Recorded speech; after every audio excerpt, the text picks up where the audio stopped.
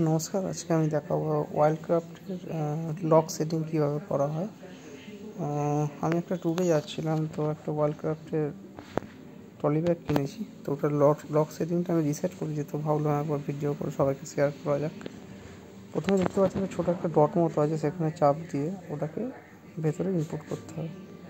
দিয়ে এবার আপনি যেই পাসওয়ার্ডটা দিতে চাইছেন সেটাকে সেট করতে হবে। যেমন আমি 777 দিয়ে পাসওয়ার্ড সেট করেছি, যেটা আপনাদের দেখানোর জন্য করা হয়। দিয়ে আপনার 777 করে তারপর উপরে যে আনলক বাটনটা আছে সেটাকে ঠিক করে দিলে ওটাই লক সেট হয়ে যাবে। এবার দেখতেই পাচ্ছেন ইজিলি ওটা স্মুথ হয়ে খুলে যাচ্ছে, বাট যখন আমি চেঞ্জ করছি তখন আর ওটা খুলছে না। তো আপনাকে এবার আমি এটা কভার করে দেখাবো।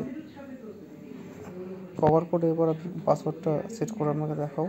777 যখনই আছে তখন এই লকটা খুলে যাবে, অথচ যখন আমি ওটা চেঞ্জ করবো তখন লকটা ওপেন হবে না।